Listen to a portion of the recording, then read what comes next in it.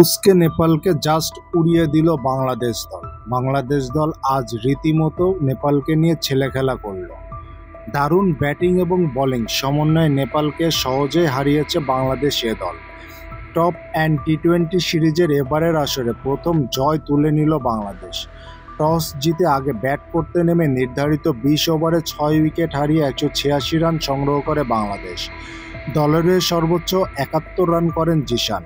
এছাড়া আফিফ অপরাজিত 48 রান করেন। জবাবে ব্যাট করতে নেমে নেপাল 7 উইকেট হারিয়ে 154 রান করে। শুরু থেকে বাংলাদেশি বোলারদের তোপে ধুঁকতে থাকে নেপালের ব্যাটসম্যানরা। হাসান মাহমুদ এবং রিপন মণ্ডল নতুন বলে দুর্দান্ত বোলিং করেছেন। কার্যকরী বোলিং দেখান তারা।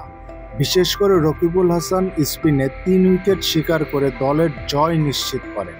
শেষ পর্যন্ত 32 রানের জয় নিয়ে সিরিজের শক্তিশালী সূচনা করল বাংলাদেশ এ দল। খেলাধুলার সকল নিউজ সবার আগে পেতে আর স্পোর্টস অফিসিয়াল চ্যানেলের সাথে থাকুন সবসময় সর্বক্ষণ।